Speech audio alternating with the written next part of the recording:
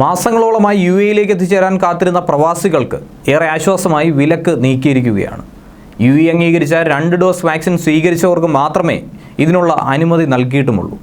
രാജ്യത്തെ കോവിഡ് വ്യാപനത്തെ തുടർന്ന് ഏർപ്പെടുത്തിയ യാത്രാവിലക്കാണ് ദുബായ് അധികൃതർ ഇപ്പോൾ നീക്കിയിട്ടുള്ളത്. എമിറേറ്റ്സ് ജൂൺ 23 മുതൽ ദുബായ് സർവീസ് തുടങ്ങുന്നതാണെന്നും അറിയിച്ചിട്ടുണ്ട്.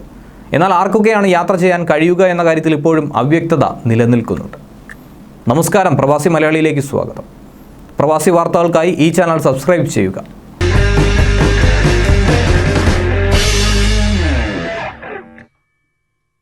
ഇന്ത്യയിൽ നിന്നുള്ള യാത്രയ്ക്ക് ഏർപ്പെടുത്തിയിട്ടുള്ള വിലക്ക് നീക്കിയെങ്കിലും ദുബായിലേക്ക് സന്ദർശക വിസക്കാർക്കോ മറ്റ് ട്രാൻസിറ്റ് വിസക്കാർക്കോ വരാനുള്ള സാഹചര്യം ഇതുവരെ ഒരുങ്ങിയില്ല.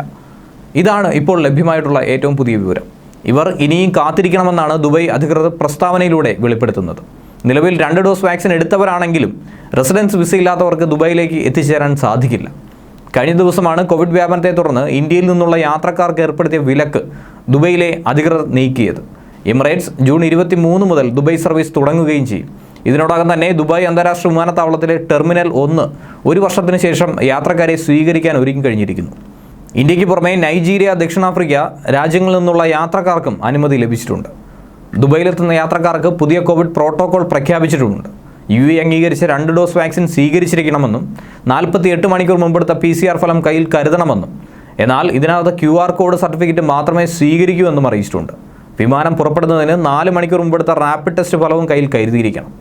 ദുബായിലെത്തിയാൽ 1 ദിവസത്തെ ഇൻസ്റ്റിറ്റ്യൂഷണൽ ക്വാറന്റൈനും നിർബന്ധം എന്നിങ്ങനെയാണ് നിബന്ധനകൾ ഏർപ്പെടുത്തിയിട്ടുള്ളത്.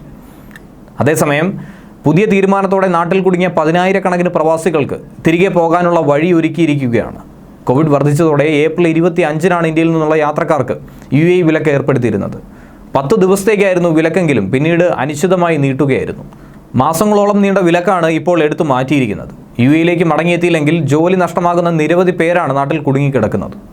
വിസ കാലാവധി കഴിയാറായവരും നാട്ടിൽ കഴിയുന്നുണ്ട്. എന്നാൽ രാജ്യത്തെ വാക്സിനേഷൻ നടപടികളുടെ വേഗം പ്രവാസികളെ ആശങ്കയിലാക്കുന്നുണ്ട്. ആദ്യ ഡോസ് എടുത്ത ശേഷം അടുത്ത ഡോസിനായി മാസങ്ങൾ കാത്തിരിക്കേണ്ട അവസ്ഥയാണ് ഇപ്പോഴുള്ളത്. വാക്സിൻ ദൗർലഭ്യത്തിന് പരിഹാരം കാണുകയും വിതരണം വേഗത്തിലാക്കുകയും ചെയ്താൽ മാത്രമേ ഇതിനൊരു പരിഹാരം കാണാനാകൂ എന്നാണ് കരുതുന്നത്. പ്രവാസികൾക്ക് വാക്സിനേഷൻ വേഗത്തിലാക്കുമെന്ന് നേരത്തെ മുഖ്യമന്ത്രി പിണറായി വിജയനും അറിയിച്ചിരുന്നു. 4 മണിക്കൂറിനുള്ളിൽ എടുത്ത റാപ്പിഡ് PCR പരിശോധനാ ഫലം വേണമെന്ന നിബന്ധനയിലും ആശങ്ക ഏറെ ഉയർത്തുന്നുണ്ട്. സാധാരണഗതിയിൽ അന്താരാഷ്ട്ര യാത്രക്കാർ 3 മണിക്കൂറിന് മുമ്പാണ് വിമാനത്താവളത്തിൽ റിപ്പോർട്ട് ചെയ്യേണ്ടത്. വിമാനത്താവളത്തിനുള്ളിൽ റാപ്പിഡ് ടെസ്റ്റിനുള്ള സൗകര്യം ഏർപ്പെടുത്തിയാലേ പറഞ്ഞിട്ടുള്ള സമയത്തിനുള്ളിൽ ടെസ്റ്റ് നടത്താൻ സാധിക്കുകയുള്ളൂ.